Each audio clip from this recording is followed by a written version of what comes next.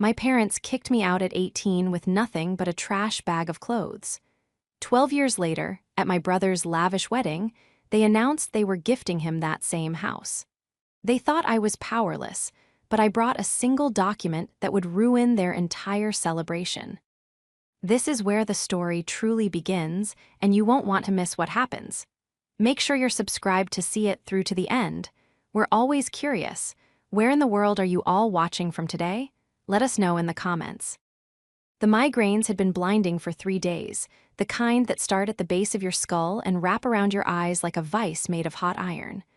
I was lying on my bathroom floor, the cold towel pressing against my cheek, trying to breathe through the nausea. It was the only place in my apartment that felt cool enough to stop the spinning. My phone, which I had tossed onto the bath mat, buzzed aggressively. The sound was like a drill in my ear.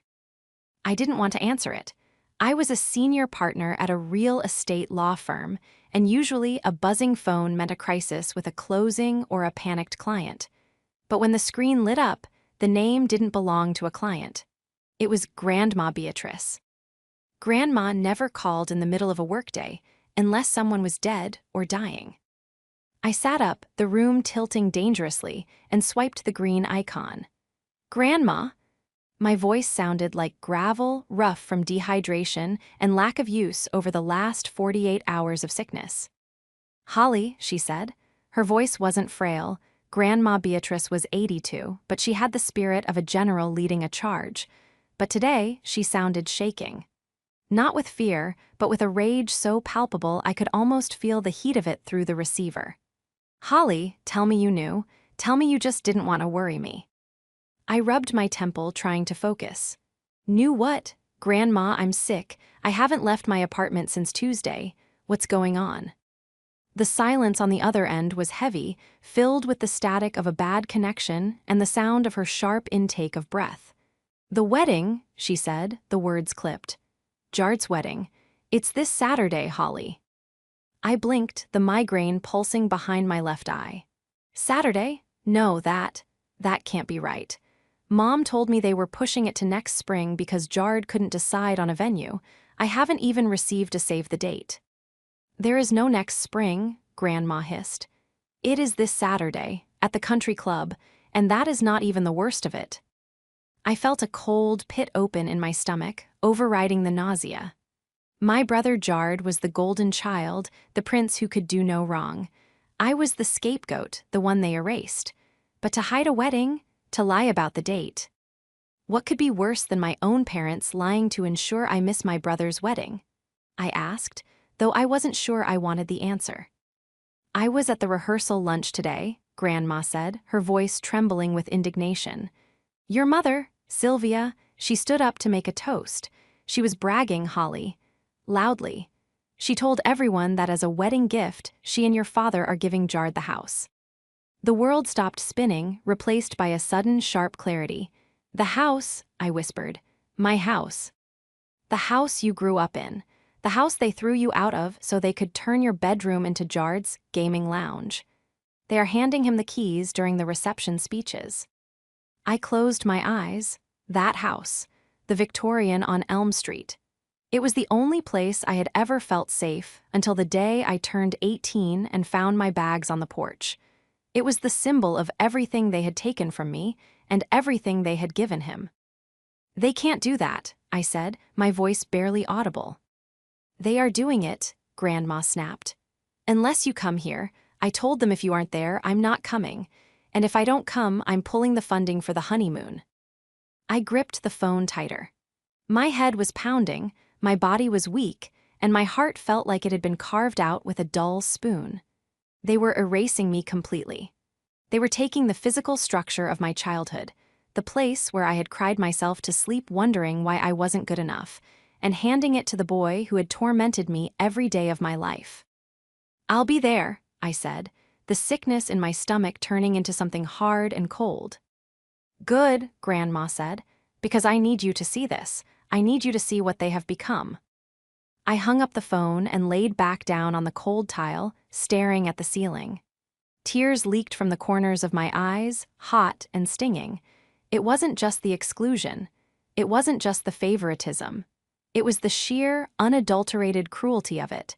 They weren't just giving him a house, they were giving him my history. The betrayal was worse than the diagnosis itself.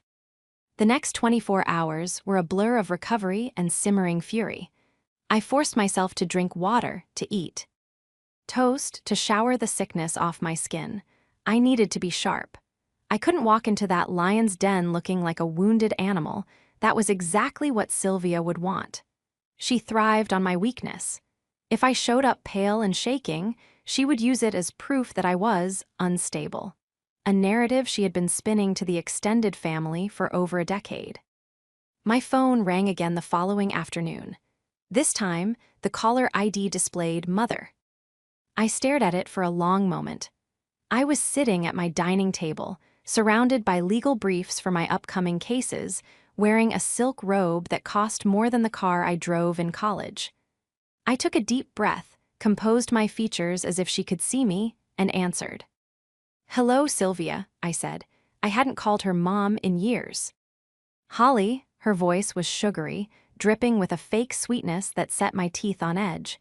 It was the voice she used when she was performing for an audience. "I'm so glad I caught you.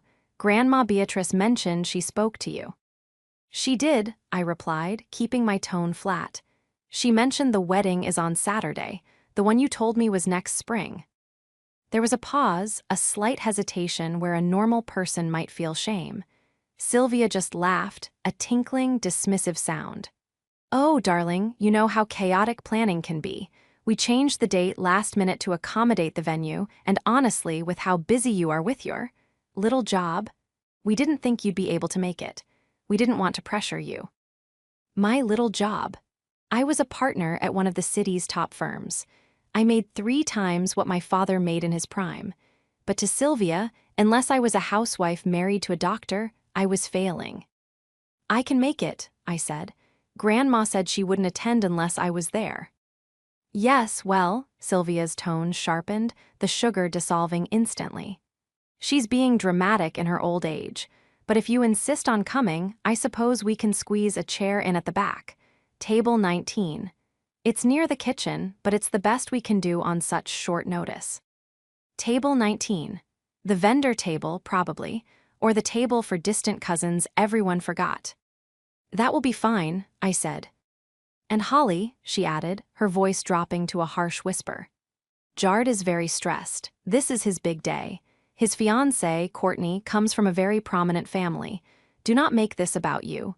Do not wear anything flashy, and please try to control your jealousy. We're giving Jard a very significant gift, and I don't want you sulking in the corner." She meant the house. She was preemptively silencing me because she knew exactly how much it would hurt.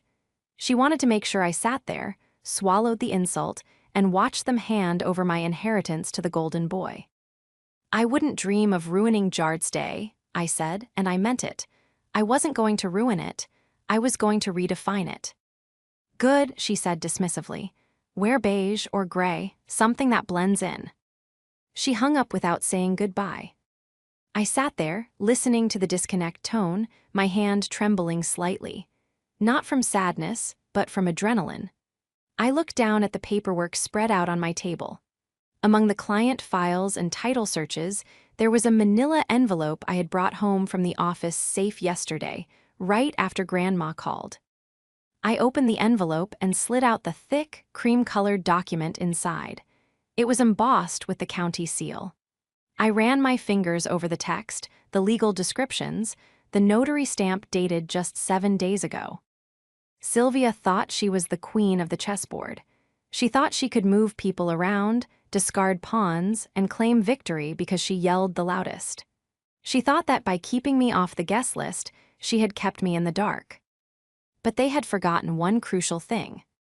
You cannot give away what you do not own. I picked up my pen and underlined a specific clause in the document, a small smile touching my lips for the first time in days. They wanted me to sit in the back. Fine, I would sit in the back. They wanted me to blend in, I would be invisible. Until it was time to be the only thing they could see. To understand why this wedding was such a battlefield, you have to understand the war that preceded it. I was 18 when Robert, my father, walked into my bedroom and told me to start packing. It was 2 weeks after high school graduation. I had been accepted into a state university with a partial scholarship, but I still needed a place to live during the summers and a cosigner for my loans. "We need the space, Holly," he had said, not even looking me in the eye. He was a tall man, broad-shouldered, who had spent his life hiding behind his wife's viciousness. He was the enabler, the silent partner in Sylvia's cruelty. "Jard needs a space for his streaming setup. He's going to be a professional gamer. It's a career now, you know." Jard was 15 then. He wasn't a professional anything. He was a C-average student who spent 12 hours a day screaming at a monitor and throwing controllers when he lost. "But where am I supposed to go?" I had asked, clutching a stack of textbooks I had just bought with my waitressing money. "You're an adult," Sylvia had chimed in from the doorway, leaning against the frame with a glass of wine in her hand. She was beautiful in a cold, preserved way, lots of Botox, expensive highlights, and eyes that assessed your net worth before your humanity. "Figure it out. We've supported you long enough. It's Jard's turn." So I left. I lived in my car for 3 months. I showered at the gym. I worked 3 jobs while putting myself through college and then law school. I didn't take a dime from them. In fact, on holidays, I was the one who brought the expensive wine, the one who tried to buy their love with gifts they barely glanced at. Jard, on the other hand, never left. He launched several failed businesses from that room: a t-shirt company, a crypto mining rig that hiked their electric bill by thousands, a podcast about hustle culture that had 4 listeners. He was 29 now, and his career was listed as lifestyle consultant on the wedding website. I knew what that meant. It meant unemployed and living off Sylvia and Robert's retirement fund. The antagonist of my life wasn't just bad luck. It was a specific, coordinated effort by my mother to elevate my brother by standing on my neck. Sylvia needed Jard to be special because he was an extension of her. I was just the competition. I arrived at the venue on Saturday morning, hours before the ceremony. The country club was exactly Sylvia's style: ostentatious, expensive, and desperate to look like old money. White roses covered every surface. A string quartet was setting up. I saw them from across the lawn. Sylvia was directing the florists, barking orders while Robert trailed behind her holding her purse. And there was Jard. He looked exactly as I expected: smug. He was wearing a tuxedo that clearly cost more than my first year of tuition, laughing with his groomsmen. He looked soft, unbothered by the struggles of the real world because he had never faced them. I watched as Sylvia walked up to him, adjusting his tie, looking at him with an adoration she had never, not once, shown me. She whispered something to him, and they both laughed, looking toward the parking lot where guests would soon arrive. "She's probably telling him how much money she saved by not inviting your friends," a voice said beside me. I turned to see Grandma Beatrice. She was sitting on a bench, gripping her cane with white-knuckled intensity. She looked regal in navy blue, but her eyes were tired. "Grandma," I said, sitting beside her and taking her hand, "you look beautiful." "I look like I'm attending a funeral," she grumbled, "which, in a way, I suppose I am, the funeral of their dignity." She squeezed my hand. "Did you bring it?" I patted the sleek, black leather tote bag resting at my feet. It was heavy, not with items, but with consequence. "I brought it." "Good," she said, her jaw tightening. "Jard came to see me yesterday. He asked if I was going to finally die soon so he could turn my cottage into an airbnb. He thought he was being funny." My blood ran cold. "He said that to you?" "He's a monster, Holly, made by 2 other monsters." She looked at the main house of the country club.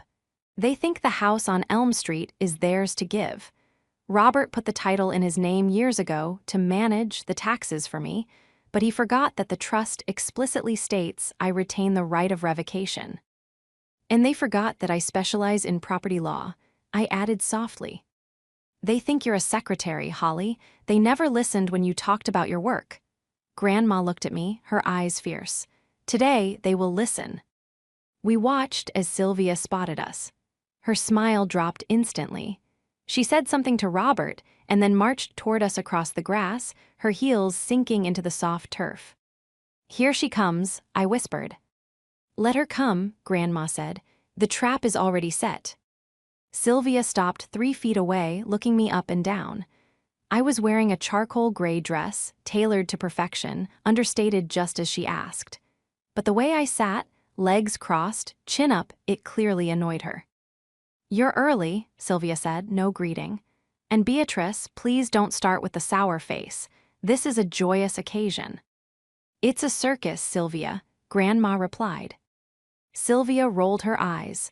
She turned her gaze to me, her eyes narrowing as she looked at my bag. "I hope you didn't bring some. Cheap, sentimental gift to make a scene with. We have a registry, you know." "I didn't bring a gift for the registry," I said calmly. "I just brought some paperwork I needed to review. I won't be long." "Paperwork?" Sylvia scoffed. "Always trying to look important. Just try not to embarrass us today, Holly. That's all I ask." She turned on her heel and walked away, shouting at a waiter who was carrying a tray of champagne flutes. I watched her go, feeling a strange sense of calm wash over me. She had no idea. She was worrying about the color of the napkins and the placement of the orchestra, completely unaware that the ground beneath her feet had already crumbled. She thought I was here to embarrass them. I wasn't. I was here to evict them. The ceremony was a masterclass in performative fiction. I sat in the back row of the white folding chairs, just as I had been instructed, wedged between a distant cousin who chewed gum with her mouth open and a pillar that obstructed half my view. I watched my brother, Jard, stand at the altar, wiping away tears that I knew were more about the attention than the emotion. Courtney, his bride, looked stunning, but she also looked young, too young to understand the viper's nest she was marrying into. When the officiant began speaking about building a home and the sacred foundation of family, I felt a vibration in my purse. It wasn't my phone, it was the phantom weight of the folder inside. I didn't stay for the receiving line. While the rest of the guests flocked to the happy couple to offer congratulations, I slipped away toward the main building of the country club. I needed a quiet place to review the final pieces of my strategy. I found a secluded alcove near the library, a room smelling of lemon polish and old paper, and sat in a high-backed leather chair. I pulled the folder from my bag. This wasn't just about a deed. It was about a forensic dismantling of my parents' financial lie. I laid the documents out on the small mahogany table. The first was the original trust agreement Grandma Beatrice had signed 20 years ago. It was a standard revocable living trust, placing the Elm Street house under my father's management as the trustee. He had always paraded around as if he owned the place, telling neighbors about his property values, but he was merely a steward. The second document was the one I had prepared last week. I remembered the morning clearly. Grandma had come to my office, leaning heavily on her cane but with eyes clear as glass. "They're trying to sell it, Holly," she had told me then. "I heard Robert on the phone. They want to gift it to Jard, but the plan is for Jard to take a loan out against it immediately to pay off his gambling debts." That was the piece of the puzzle I hadn't realized until I dug into the public records. I pulled up the third document on my tablet now, a lien search.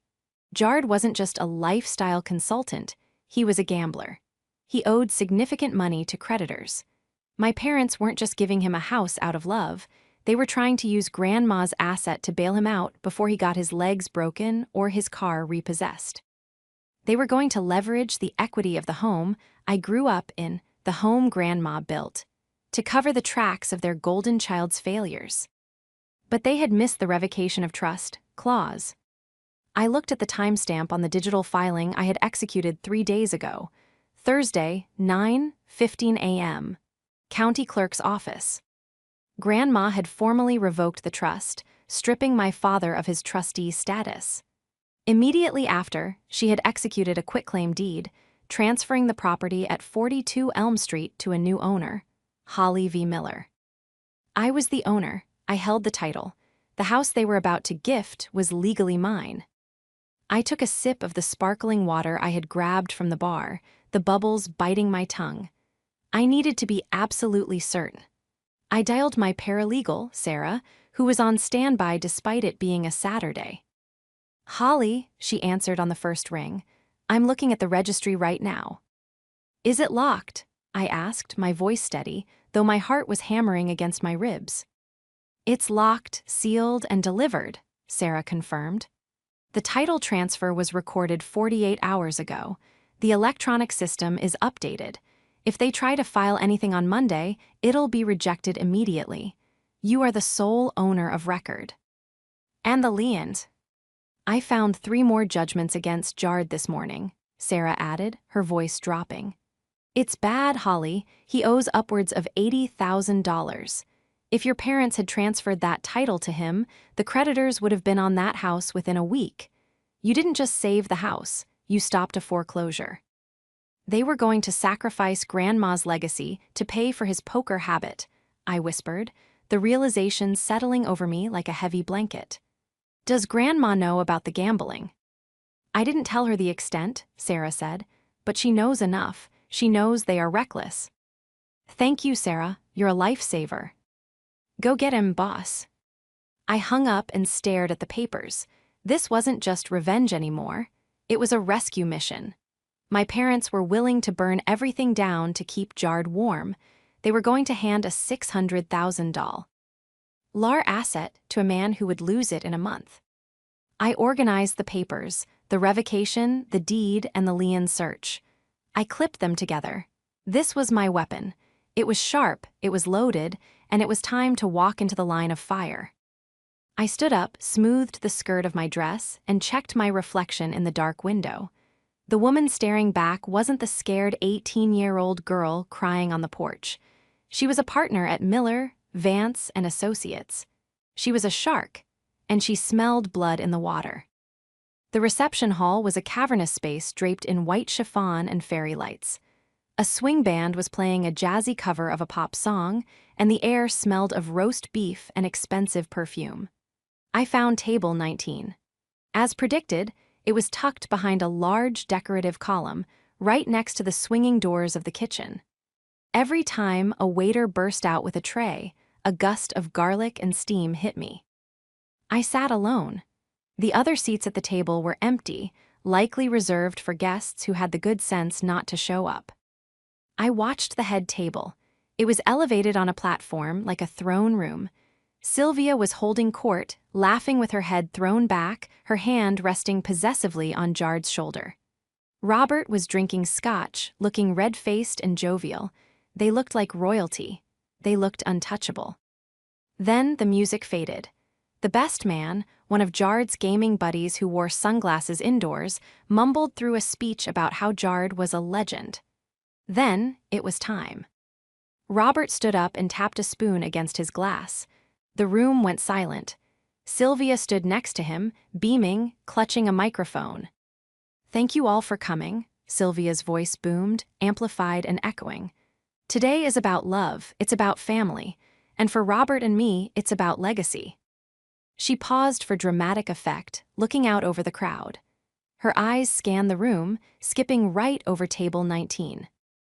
"We wanted to give Jard and Courtney a start in life that reflects how much they mean to us," Robert added, his speech slightly slurred. "We didn't want them to worry about rent or mortgages. We wanted them to have a home." A murmur went through the crowd. "So," Sylvia announced, her voice trembling with theatrical emotion, "we are officially gifting the newlyweds the keys to the family estate on Elm Street." The crowd gasped. Applause erupted. A projector screen lowered behind them, displaying a photo of the Victorian house. My house, Grandma's house. Sylvia reached under the table and pulled out a comically large, gold-painted cardboard key with a red ribbon. She handed it to Jard, who stood up and hugged her, wiping his eyes. It was a perfect moment, a perfect lie. I didn't shout, I didn't flip a table. I simply stood up, picked up my black leather bag, and walked. I walked past the kitchen doors. I walked past the tables of aunts and uncles who hadn't spoken to me in years. I walked straight toward the head table. The applause was dying down as people returned to their salads, but a few people noticed me approaching. Sylvia saw me first. Her smile faltered, just for a fraction of a second, before turning into a glare. She stepped down from the platform to intercept me before I could reach the microphone or the bride. "What do you think you're doing?" she hissed, grabbing my upper arm, her nails dug into my skin. "Sit down, now." Robert was right behind her, looking annoyed. "Holly, for God's sake, don't make a scene, not now." "I'm not making a scene," I said, my voice calm, contrasting sharply with their frantic whispering. "I just wanted to congratulate you on such a generous gesture. It's very noble." Sylvia blinked, surprised by my tone. She loosened her grip slightly. "Well, yes, it is. We take care of our family, Holly. Maybe if you had been more grateful, things would be different for you." "That's the thing, Sylvia," I said, loud enough that the bridesmaids at the nearby table turned to look. "It's easy to be generous with things that don't belong to you." Sylvia's face hardened. "Excuse me." "The house," I said, smiling politely. "You can't give it to Jard." "Don't start this jealousy routine," Robert snapped. "I bought that house 30 years ago. I can do whatever the hell I want with it." "Actually, you didn't buy it, Dad. Grandma did, and she put it in a trust." "I am the trustee," Robert barked, his face turning a deeper shade of crimson. "I have full power of attorney."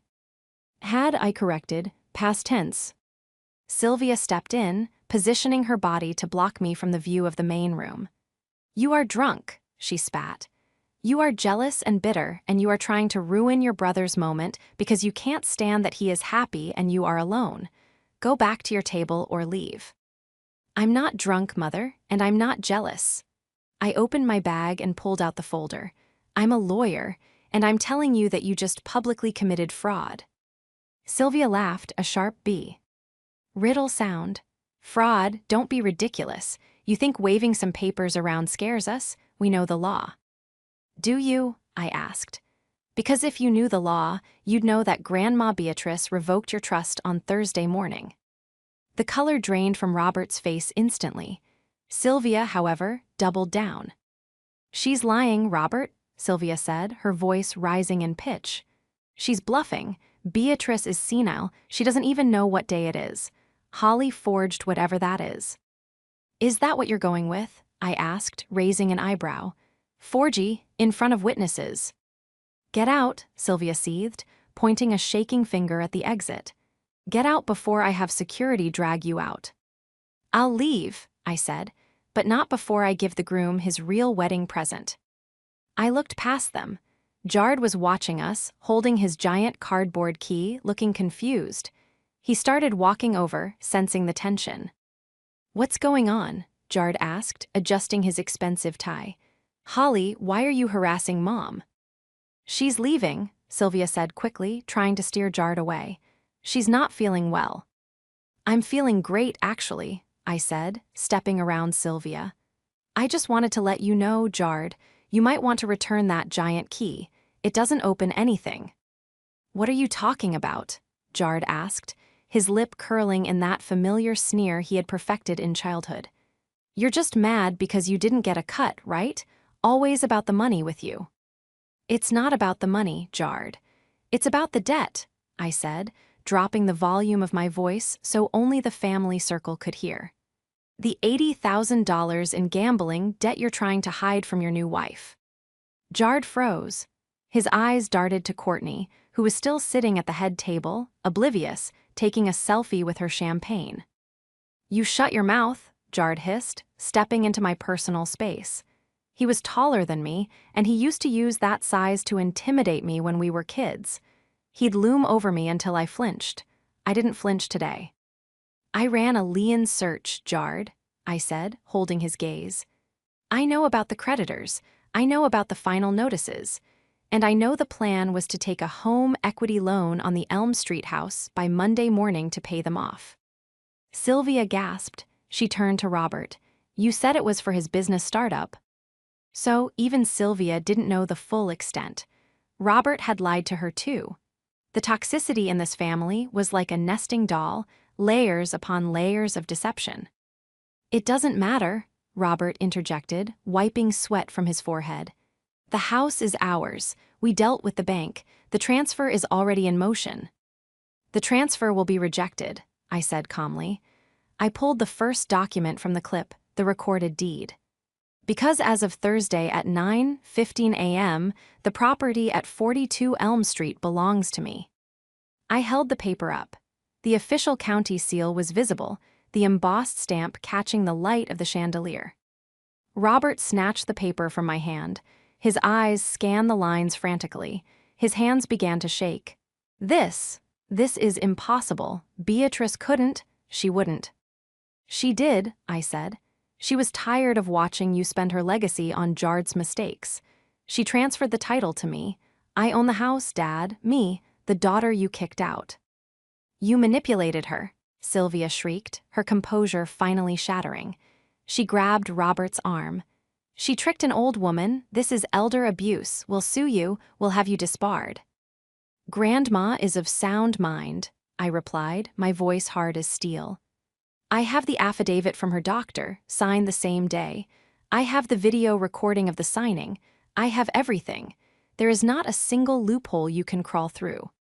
You can't do this to us, Jard whined, his voice cracking. He sounded like a child again. I promised Courtney. I promised her we had a place. We gave up our apartment lease. You gave up your lease, I asked, a dark amusement bubbling up. That was unwise. Fix this, Sylvia screamed at Robert, slapping his arm. Fix this, Robert. Tell her she's wrong. Robert looked up from the paper, his face gray. He looked at me, really looked at me for the first time in years. He saw the cold resolve in my eyes. He realized then that the power dynamic had shifted permanently. It looks legal, Sylvia. It's recorded. No, Sylvia yelled. I don't care what that paper says. That is my house. I decorated it. I lived there for 30 years. You lived there rent-free courtesy of Grandma, I said. And now you have a new landlord. You wouldn't, Robert whispered. I'm giving you 30 days to vacate, I said, my voice projecting clearly now. You and Jard's boxes of junk and whatever else you have hoarded in there. 30 days, or I file for eviction. You ungrateful little bitch, Sylvia lunged at me. It happened in slow motion. Sylvia, in her mother-of-the-groom gown, raised her hand to SL. At me, it was a move she had used 1,000 times when I was a teenager. But I wasn't a teenager anymore. I caught her wrist in midair. I didn't squeeze, I didn't twist. I just held it there, firm and immovable. Don't, I said. The room had gone silent. The argument had escalated enough that the music had stopped. The bride was standing up. The guests at the nearby tables were staring, mouths open. Sylvia stared at her captured wrist, then at my face. She tried to yank her hand back, but I held it for a second longer, letting the humiliation sink in before releasing her. She stumbled back into Robert. Grandma isn't coming today, I announced, addressing my parents but loud enough for the room. She stayed home because she couldn't bear to watch you lie to these people. She wanted me to give you this message. The Bank of Beatrice is closed. I reached into my bag one last time and pulled out a small, velvet box. I tossed it onto the table in front of Jard. It bounced and landed next to the fake cardboard key. What is that? Jard asked, trembling. My wedding gift, I said. It's a list of bankruptcy attorneys. You're going to need one. I turned my back on them. I could hear Sylvia sputtering, could hear Robert groaning, could hear the confused murmurs of the guests. But then, a voice cut through the chaos. Wait. It was Courtney, the bride. She had walked down from the head table. She looked from Jard to the cardboard key to the legal papers in Robert's hand. She wasn't looking at me with anger. She was looking at me with horror. Is it true? She asked me, her voice shaking. Does he really owe $80,000? I stopped and looked at her. She was innocent in this. Just another victim of their charm offensive. Ask him to show you his credit report, Courtney, I said softly. Before you sign the marriage license, ask him. I walked toward the exit. I didn't look back. I didn't need to. The explosion had happened, and the shockwave was just beginning to tear them apart. I had made it to the double doors of the ballroom, my hand pressing against the cool brass handle, when the silence behind me fractured. It wasn't the sound of Sylvia screaming this time, nor Robert blustering. It was a sound far more devastating to their carefully curated image, the sound of a bride sobbing. "No," Courtney's voice rang out, shrill and panicked. "No, Jard, let me see it. If it's not true, just log in." I paused. My instinct, the survival mechanism I had honed for 12 years, screamed at me to push through the doors, get to my car, and drive until the reception was a speck in my rearview mirror. I had dropped the bomb. I didn't need to watch the explosion. But then I heard Sylvia. "She's ruined it," Sylvia was shrieking, her voice projecting to the back of the room without the aid of a microphone. "My daughter is mentally unstable. She's always been jealous of Jard. Listen to me, everyone. She forged those papers. She's sick." I stopped. My grip on the door handle tightened until my knuckles turned white. They could steal my childhood home. They could steal my college fund. They could steal my place in the family photos, but I would be damned if I let them steal my professional reputation. I was a partner at a major law firm. If I walked out now, leaving the room with the impression that I was a mentally unstable forger, Sylvia would spend the next decade poisoning my name in this town. I turned around. The scene was chaotic. Jard was trying to wrestle his phone away from Courtney. Robert was chugging his scotch as if it were water. Sylvia was standing on the steps of the head table, arms wide, addressing the confused crowd like a preacher trying to control a riot.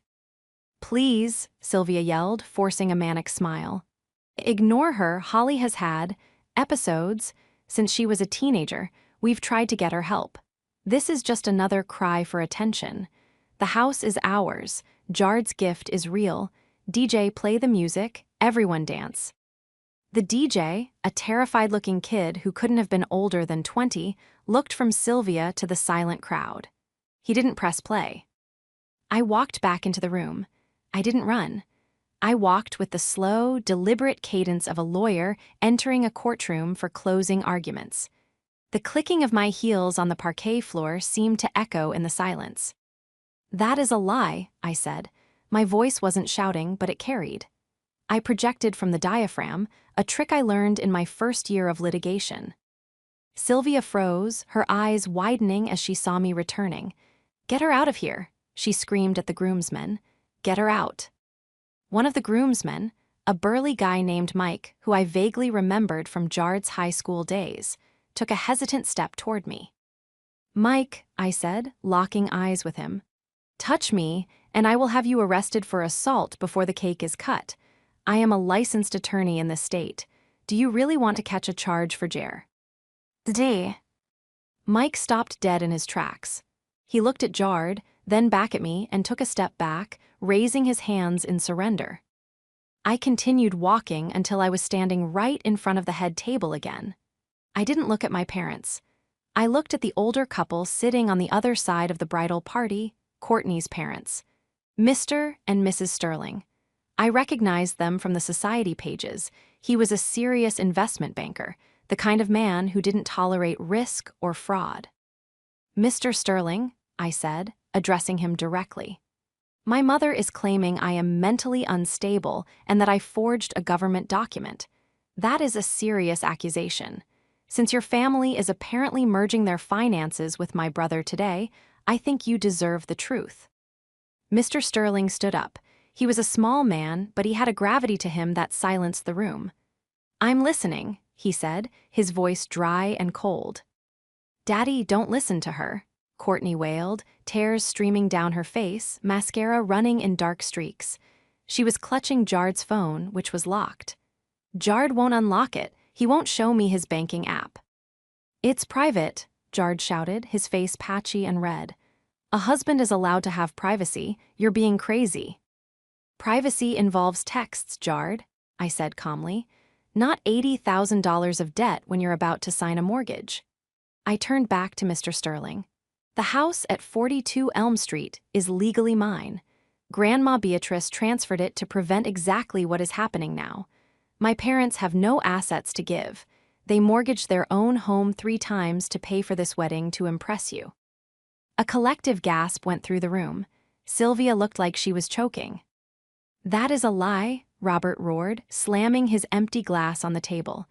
It shattered, sending shards of glass into the floral centerpiece. "We are solvent, we are wealthy." "Then why did Grandma Beatrice pay for the catering deposit?" I asked. "I have the receipt in my bag. Why did you ask Uncle Mark for a loan last week?" I saw the email thread. I was bluffing about the email thread, but I knew my father. He always asked for money when he was cornered. Robert's mouth opened and closed, but no sound came out. The bluff landed. Mr. Sterling looked at Robert, his expression shifting from confusion to disgust. He then turned to his daughter. "Courtney, give me the phone." "No," Jard yelled, trying to grab it back. "You can't do this. This is my wedding." Mr. Sterling didn't shout. He just walked around the table, grabbed Jard by the lapels of his expensive tuxedo, and shoved him backward into his chair. It was a shocking display of physical dominance from a man in his 60s. "Unlock the phone, son," Mr. Sterling said, his voice dangerously low. "Or I will hire a team of forensic accountants to tear your life apart by Monday morning. If you have nothing to hide, unlock it." Jard trembled. He looked at Sylvia for help, but she was staring at the floor, defeated. He looked at the guests who were filming with their phones. He looked at me, hate burning in his eyes. With a shaking hand, he took the phone from Courtney, punched in the code, and handed it to her father. Mr. Sterling scrolled. The room was so quiet you could hear the air conditioning humming. He scrolled for a long time, then he stopped. He looked at the screen, then at Jard. "Sports betting," Mr. Sterling said, reading aloud. "Crypto leverage, online poker." He looked up.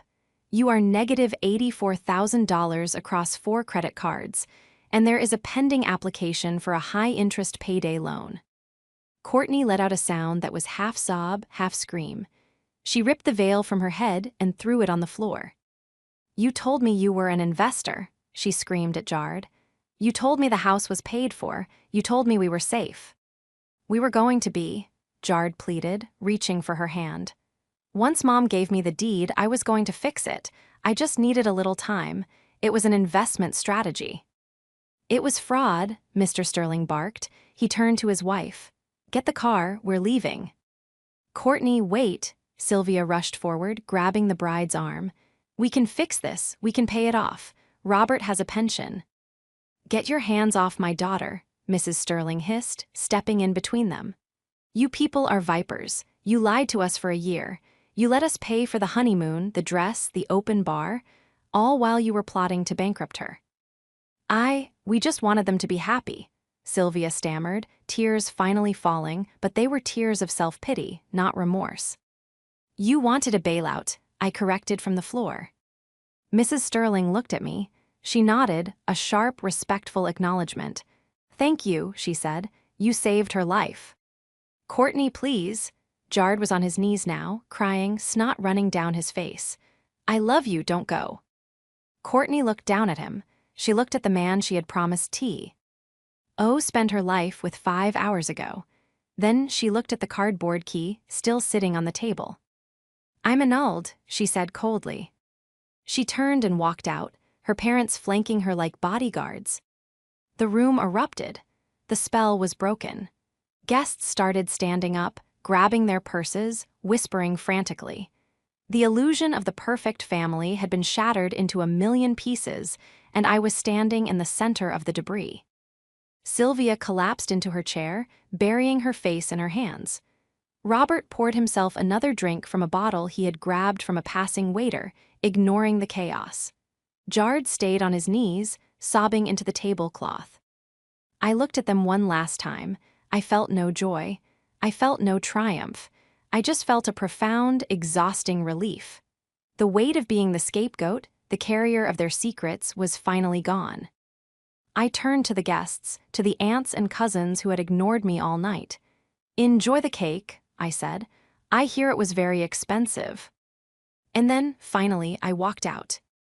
30 days later, the moving truck idled in the driveway of 42 Elm Street. It wasn't a sad day. The autumn air was crisp, smelling of dried leaves and wood smoke.